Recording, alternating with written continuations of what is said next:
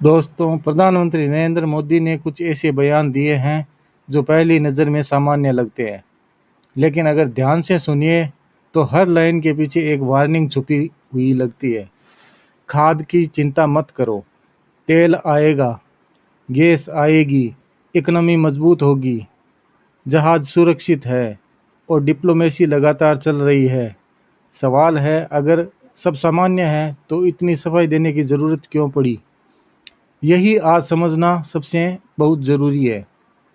प्रधानमंत्री कहते हैं सरकार ने खाद की पूरी तैयारी कर ली है, किसानों पर संकट नहीं आने देंगे।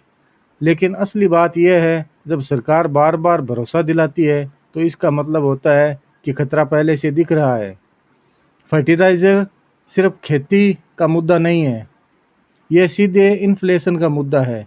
अगर खाद महंगी हुई तो खेती महंगी होगी, खेती महंगी हुई तो सब्जी, गेहूँ, चावल सबकी कीमत बदलेगी। यानी असर सीधा हर घर तक जाएगा। जब प्रधानमंत्री कहते हैं कि हमारी इकोनॉमी के फंडामेंटल्स मजबूत हैं, तो इसका हिडन मतलब अक्सर ये होता है बाहर प्रेशर बढ़ रहा है।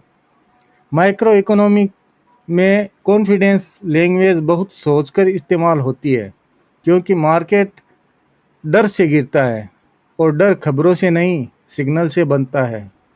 प्रधानमंत्री कहते हैं जहाँ से भी संभव होगा तेल और गैस भारत लाई जाएगी।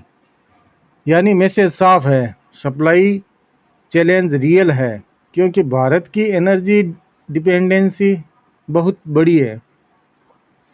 अगर ऑयल सप्लाई पर असर पड़ा तो सिर्फ पेट्रोल ही नहीं, पूरी इकोनॉमी की गति बदल सकती है। स्ट्रेट ऑफ हॉर्मुज का नाम सामान्य स्पीच में नहीं आता, जब आता है तो मतलब स्ट्रेटेजिक टेंशन सीरियस है। दुनिया का बड़ा ऑयल मूवमेंट यहीं से गुजरता है। अगर यहाँ जहाज़ों की मूवमेंट कठिन हुई तो पूरी सप्लाई चेन हिलती है। प्रधानमंत्री कहते हैं भारत डिप्लोमेसी से जहाज़ों की सुरक्षा सुनिश्चित कर रहा है। मतलब भारत सिर्फ वेट नहीं कर रहा, भारत एक्टिवली रास्ते बना रहा है। डिप्लोमेसी अब सिर्फ विदेश नीति नहीं, एनर्जी सिक्योरिटी का टूल बन चुका है।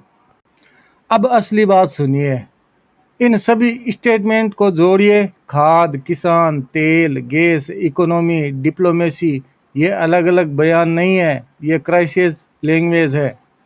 कंट्रोल क्राइसिस लैंग्वेज मतलब पैनिक मत करो, लेकिन सरकार अलर्ट मोड में है। सरकार अलार्म नहीं बजा रही, लेकिन तैयारी ओपनली दिखा रही है। और राजनीति में जब तैयारी पब्लिक स्पीच का हिस्सा बन जाए तो समझिए बैकग्राउंड में प्रेशर मौजूद है। बयान छोटे हैं थे, लेकिन मैसेज बहुत बड़ा था। अगर आपको लगता है इस तरह की इन्फॉर्मेटिव वीडियो पाने के लिए सब्सक्राइब करें और बेल आइकॉन को दबाना ना भूलें।